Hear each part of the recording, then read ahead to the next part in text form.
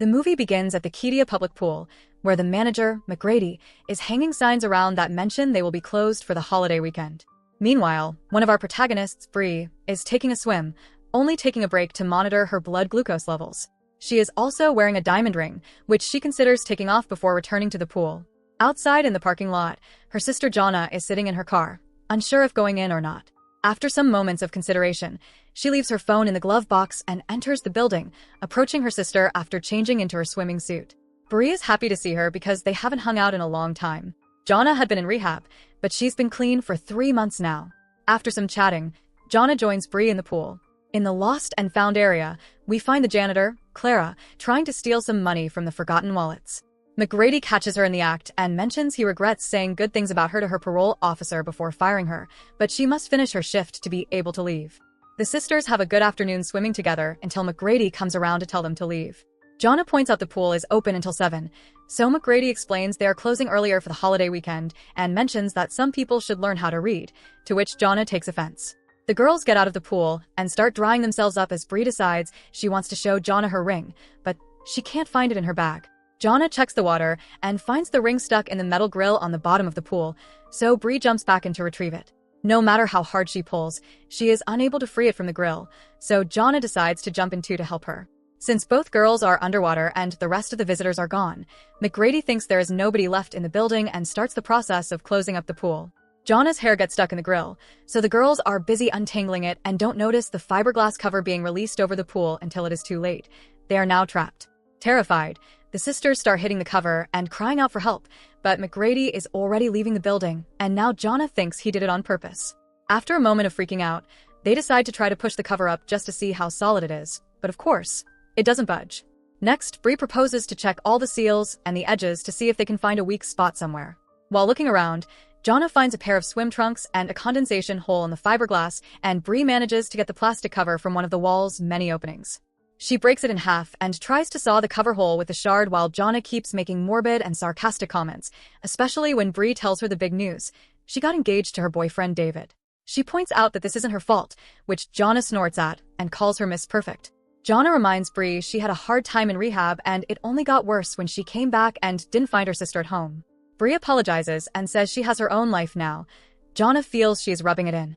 That makes Bree come to the conclusion that it was her sister that threw the ring in the water. Angry, she swims to the bottom of the pool and tries to free the ring from the grill again, and this time she succeeds. Bree resurfaces to find Jonna sawing the cover hole with the shard and getting a cut on her hand. She tells her she thinks the grill could be heavy enough to break the fiberglass, but she isn't strong enough to pry it off, so she asks Jonna for help. She doesn't accept because she thinks it is pointless. Suddenly, they hear a little tune ringing. It is Bree's phone getting a call from David. This gives Bree hope he will notice she is gone soon, but Jonna insists on having a negative attitude. After the call is sent to the answering machine, Bree dives back in and tries to pry the grill off to no avail. As night falls, Jonna continues to look for a weak spot while Bree stands against a wall, looking unwell. After arguing over David, who is calling again, Jonna notices her sister's state and asks her what is wrong. Bree confesses she has been diagnosed with diabetes 3 years ago, and she needs her shot, which she left in her purse. If she doesn't take it soon, she may fall into a diabetic coma. While Clara returns to the building to finish her shift, Bree and Jonna are taking turns sawing the cover hole. Jonna notices the burnt marks on Bree's arm and points out they never talked about it, but they should because her counselor in rehab advised her to. She wants to know what truly happened the day their dad died, since she doesn't remember anything and only knows the bits and pieces their mom and Bree told her through the years. Bree calls their dad a monster and tells Jonna that night he came back drunk and smoking a cigarette that fell on his pillow when he passed out. A fire started right by his head, but he didn't scream because he was so drunk he didn't even notice what was going on. Bree got the burnt marks on her arm while trying to wake him up. Their chat is suddenly interrupted when Clara enters the room. She finds Bree's purse when her phone starts ringing again, and she comes closer to steal it when she suddenly hears the girls calling out for help. Clara asks them how they ended up in there and lets them talk while looking through Bree's wallet and phone, and only stops herself when she notices the security cameras are on. After telling the girls to wait for a moment, she goes to the control room to turn the cameras off. Then she comes to the pool and asks the sisters some weird questions followed by a request for the phone's password. Bree gives it to her, thinking she will call the police, but instead, Clara teases her for her pictures and plays David's messages for them. Jonna gets impatient and insults her, so Clara cuts to the chase and explains she has many bills to pay because she can't find a real job after being in prison. If the sisters wanted to get them out, Bree must give her the PIN code for her ATM. The sisters don't accept it first, but Clara turns off the heater and threatens them with a freezing night, so Bree has no other choice but to give her what she wants. Clara leaves with Bree's wallet, and the sisters huddle for warmth. A couple of hours later, Bree is starting to really suffer the cold, so Jonna decides it's her turn to try to pry off the grill, but fear doesn't allow her to even go close to it. When she resurfaces, she notices Bree has fallen asleep and rushes to wake her up. She confesses she didn't even try with the grill and calls herself useless, wishing she could be more like her sister. Bree assures her she already is, she just can't see it. Afterward, Jonna tries to saw the cover hole with a shard again, which Bree thinks is a waste of energy, but Jonna replies moving is the only thing she can do to stay warm. Bree pushes her to talk about her suicide attempt, and Jonna explains she feels like she has monsters inside, eating at her.